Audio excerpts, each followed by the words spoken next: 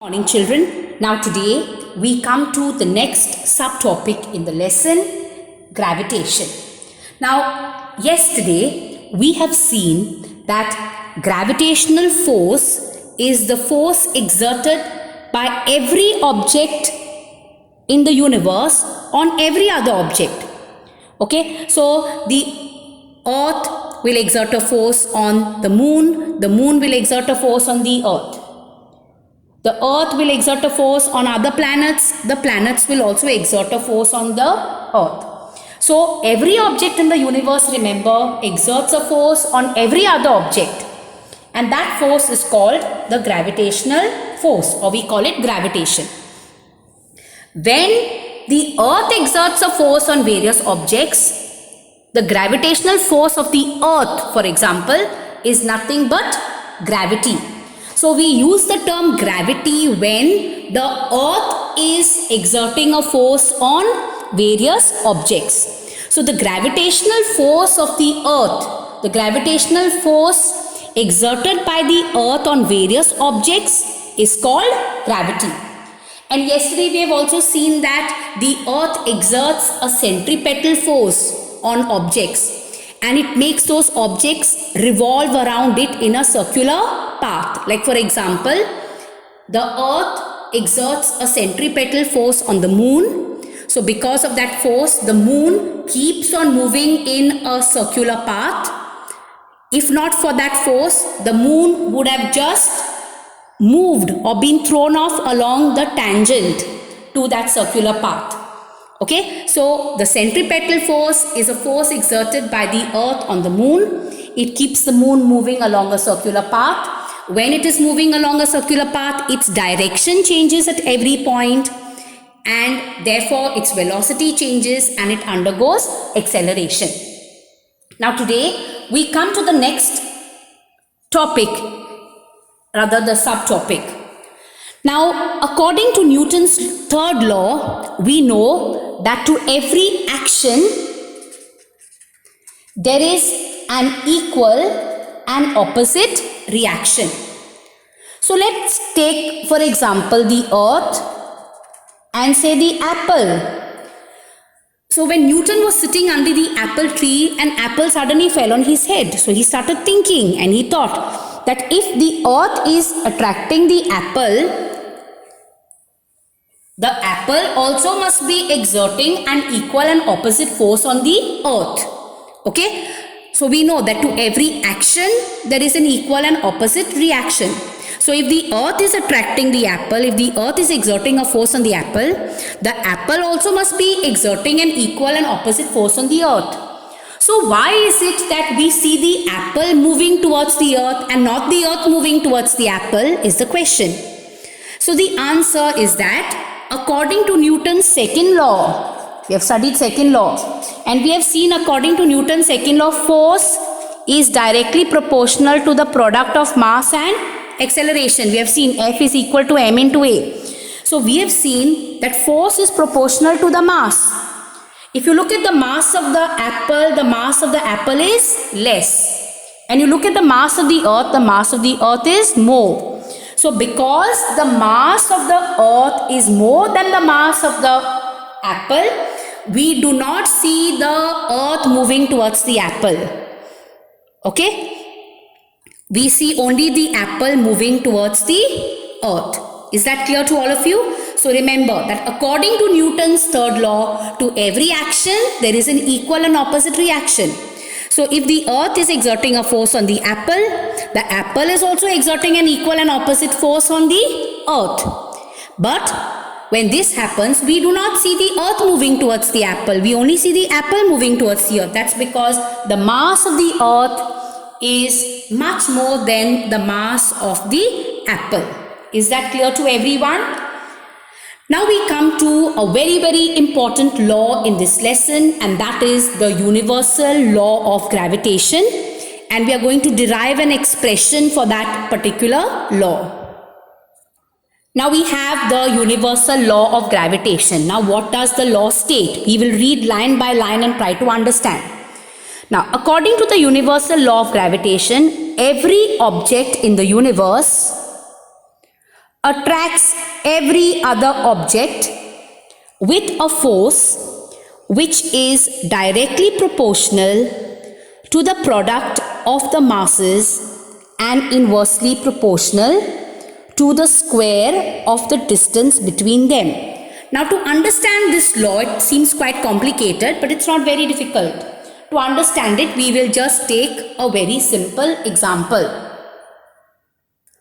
Now, to understand this, let us take two objects. So, every object in the universe attracts every other object. So, let's say that there are two objects.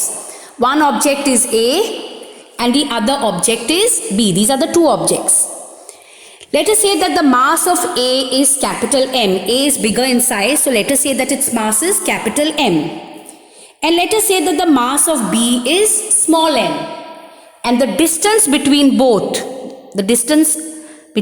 these objects from the center of this one to the center of this one is small d. Now let us apply this law. Every object in the universe attracts every other object. It means this object A will attract B and B will attract A with a force.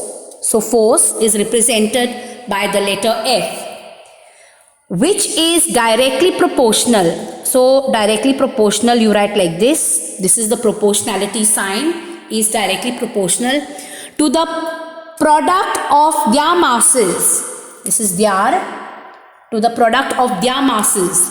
Product is the answer what you get when you multiply. So you multiply both the masses. The mass of the first one is capital M. The mass of the second one is small m. You multiply both the masses. Product is the answer what you get when you multiply their masses. So you multiply both the masses, capital M and small m. And inversely proportional. Inversely proportional means it goes in the denominator. Force. If force is in the numerator, this goes in the denominator. To the square of the distance. Distance is d. So this is nothing but the universal law of gravitation. That every object in the universe, these are the objects in the universe. We have taken just two to understand.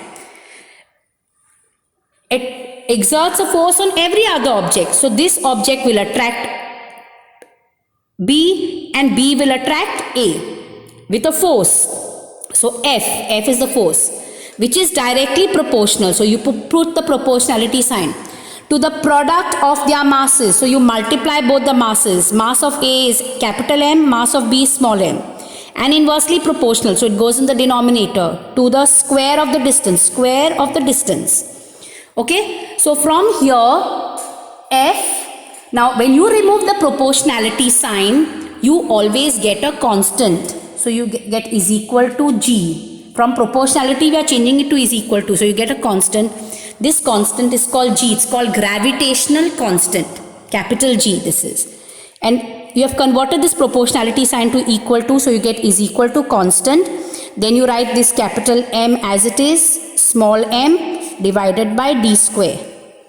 Now what I am going to do is I am going to leave F on this side. Now divided by d square I am taking on this side. From the right side I am taking it to the left side. So it becomes multiplied by d square is equal to capital G, capital M, small m. Okay. In the next step I am writing F as it is, d square as it is. And I am going to take this G multiply by capital M small m on this side. I am taking capital M small m on this side. It was multiplied by, when it comes this side it becomes divided by. Okay, is equal to G. So you have F d square divided by capital M small m is equal to G. So this is the expression. Okay, so I'll just go through it again. Every object in the universe attracts every other object with a force. So force is F, which is directly proportional. So you put directly proportional to the product of their masses. Product means the answer what you get when you multiply the masses. And inversely proportional. So you go to the denominator to the square of the distance between them. So F you write as it is. Proportionality sign you change to is equal to G. Write the rest the way it is. Capital M small m upon d square. Then you take divided by d square this side. It becomes F multiplied by d square. Capital G, capital M small m. Now you keep only G this side. You take multiply by capital M small m, this side it becomes divided by. So you get f d square divided by capital M small m is equal to g. Now this is called the gravitational constant. Okay. Now this gravitational constant has a value, and this value was found out by Henry Cavendish. The value of G is 6.673 into 10 raised to negative 11 Newton meter square per kg square. Now how do we get this unit? Now G is F d square upon m into m. So F is force. The unit of force is Newton. D square is distance square. Distance is in meters. So meter square. Divided by mass into mass. Kg into kg. Mass is in kg. So kg into kg is kg square. So that's how the value of G is 6.67 into 10 raised to negative 11 Newton meter square per kg square. Now this value was found out by substituting the mass of the earth, the mass of the moon. Okay.